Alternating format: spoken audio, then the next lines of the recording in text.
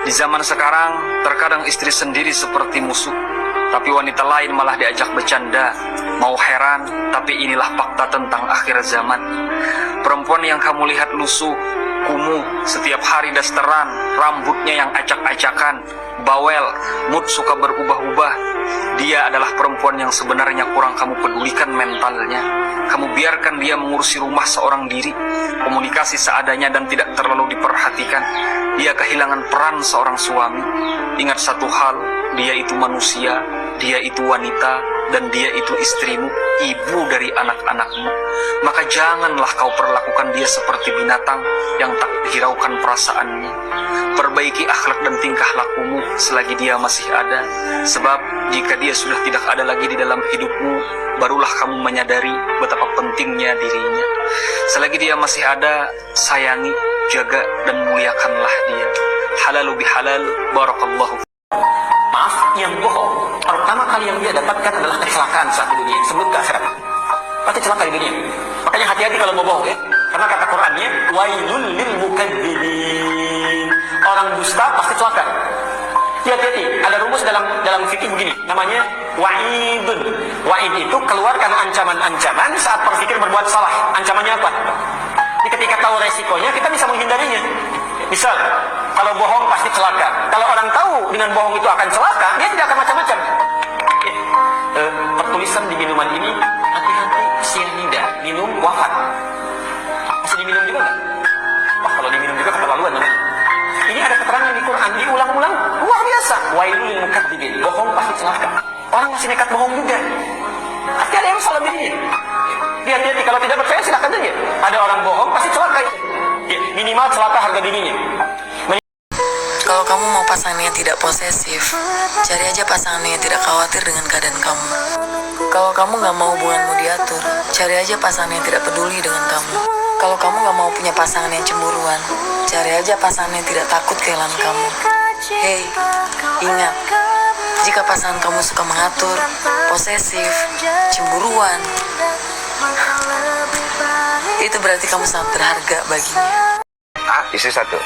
Saya alhamdulillah tipe cowok yang sangat setia. Karena saya punya prinsip, lelaki yang hebat bukan lelaki yang mencintai banyak wanita, tetapi mencintai satu wanita dengan banyak cara.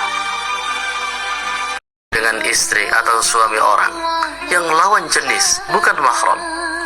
Yang pertama, tidak perlu menggunakan emosikon mesra.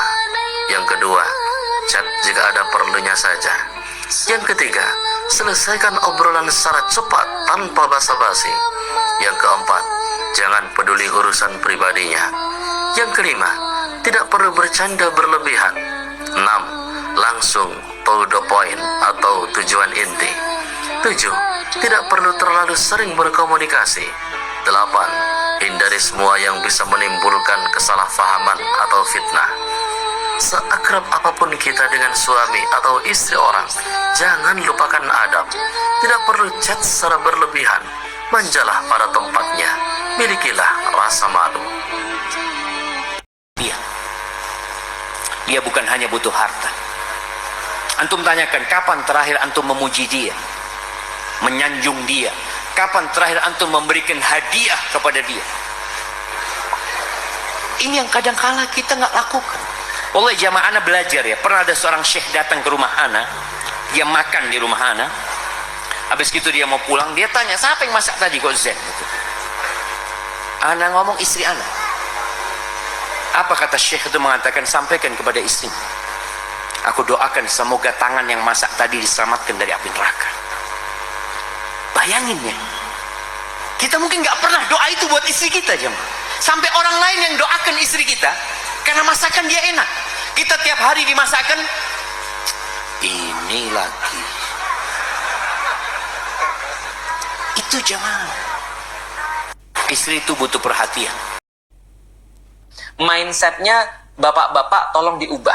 Kenapa mindsetnya bapak-bapak itu ketika pergi ke kantor dia udah ngerjain tugas dia, makanya dia pulang ke rumah dia bilang, gua mau istirahat, urusin anak lu. Salah. Kenapa? Karena bapak-bapak itu kerjaan di kantor tuh adalah sampingan, jadi rekreasi. Mindset kita ke kantor tuh rekreasi. istirahat daripada kerjaan utama. Karena kerjaan utama kita tuh di rumah, buka pintu. Nah, itu kerjaan utama tuh. Ada istri yang harus diarahkan, ada istri yang harus dibimbing, dibahagiakan, disupport dan seterusnya. Dan ada anak-anak yang harus juga diarahkan, dididik, disupport. Wah, kalau gitu saya susah dong jadi laki-laki. Masa sudah capek-capek di kantor, di rumah juga harus perform lagi, harus ngurusin segala macam. Nah, itu jadi laki-laki. Kalau nggak usah jadi laki-laki. Gitu maksudnya. Tergantung daripada sikapmu sendiri. Wahai para suami, jika ingin istrimu bersikap seperti yang kamu inginkan, maka perlakukanlah istrimu seperti apa yang engkau inginkan. Jika suamimu memperlakukan istrinya kasar dan sering marah-marah, maka istrinya akan jadi kasar dan pemarah. Jika suami memperlakukan istrinya cuek, acuh tak acuh, maka istrinya juga akan menjadi cuek dan acuh tak acuh. Jika suaminya memperlakukan istrinya seperti pembantu, maka istrinya tak akan menghargai suaminya. Jika suaminya tidak menghargai pekerjaan istrinya di rumah, karena menganggap istrinya tidak menghasilkan uang, maka istrinya juga tidak menghargainya sebagai suaminya. Namun sebaliknya saudaraku, jika suaminya memperlakukan istri dengan sabar dan kasih sayang, maka istrinya juga akan membalas sebuah kesabaran dan kasih sayang. Jika suaminya memperlakukan istrinya penuh pengertian, maka istrinya juga akan menjadi seorang istri yang pengertian. Jika suami memperlakukan istrinya ratu, maka seorang istri akan memperlakukan Anda, jenengan semuanya menjadi seorang raja. Maka sekecil apapun rumahmu akan menjadi surga, akan menjadi luas ketika hubungan suami istri itu romantis, saling menghargai. Allahnya sudah jadi hukum alam bahwa ketika suami memuliakan istrinya, ya hidupnya pasti akan mulia. Tapi ketika dia menghinakan istrinya, maka alam ini itu akan digerakkan Allah untuk merendahkan. Ya, sudah sunatullahnya, sudah jadi hukum